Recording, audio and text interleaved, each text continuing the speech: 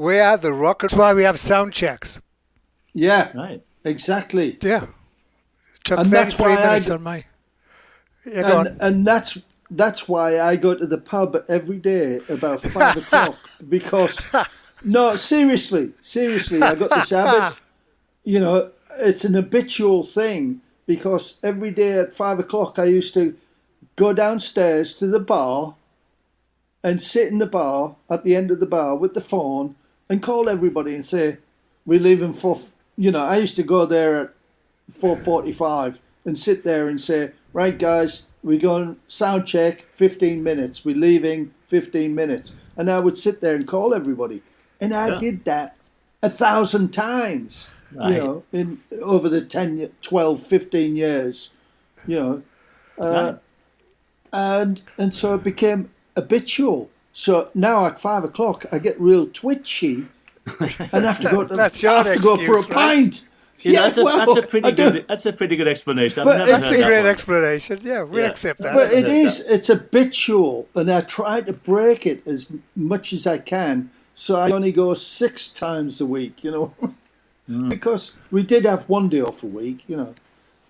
You know, I remember like living in England when the pubs used to shut. You'd be thinking, I don't want anything. And when they got to about 10 o'clock, you're like, you know, I think I'll just pop over there before they shut.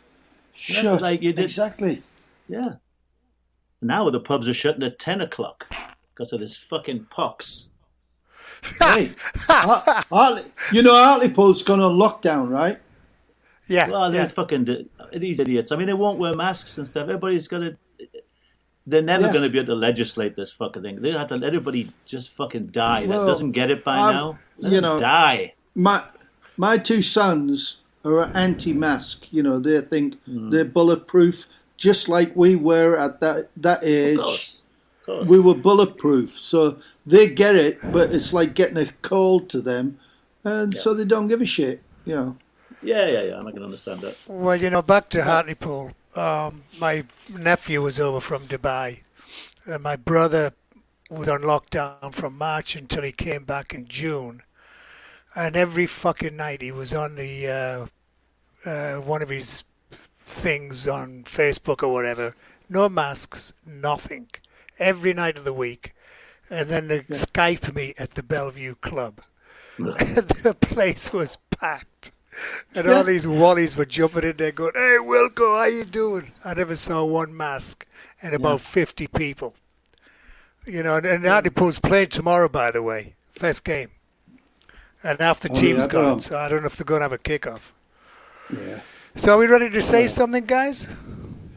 Yeah, let's get into this. After all this... we have the recording crew there? Yeah, we just got our sound check done. Yeah. I can We've done the sound check. I can set the tone here. Like November the 24th, 1972, Imperial College, London, Southwest 7, with Rod Argent's band and a band called Biggles.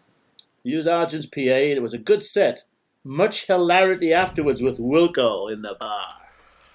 Next fucking day, Paddock Suite, Utoxeter. Gigs in the racecourse and nobody showed up till 8 o'clock. The atmosphere was pretty poor. Wilko tore up the blue BOAR on our way home. So that was that's straight out of the diary. There's a few of them like that. Wilko, what the hell were you on every day? Life.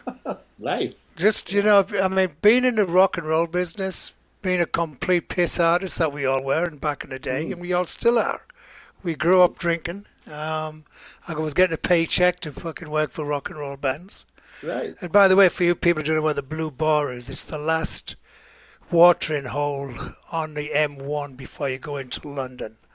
And in the 60s and 70s, all the bands went to the Blue BOAR. It was a pretty great place to go. And well, technically, it was where the M1 and the M6 met. So all the bands were all funneled into this one zone. You know what I mean?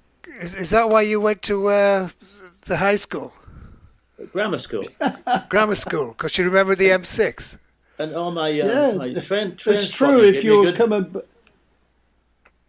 coming back from Birmingham or coming back from Newcastle, that's where the motorways, the freeways, joined up. It was the first services after that. The Blue Boar, and you could go in there. Back. You could see anybody from the music business. You could see the Beatles, the Rolling Stones, you know, Thin Lizzy, anybody who was anybody at that time. Gnidralog. Spell it. Can't even spell it, let alone say it. But, you know, drinking features heavily in all these notes. Oxford, you might remember this night, Mal. I remember it. Oxford Polly with Silverhead says the band didn't play till 3 a.m. By then, free booze and drinks had reduced everybody to wrecks. If I remember correctly, that's the night I walked down the tables, kicking everybody's food all over them. Yeah. And then slipped at the end and bounced and passed out behind the PA. Yeah, because that was one of those summer balls or spring balls. Like that. They were being really snotty. The May balls in food all over them.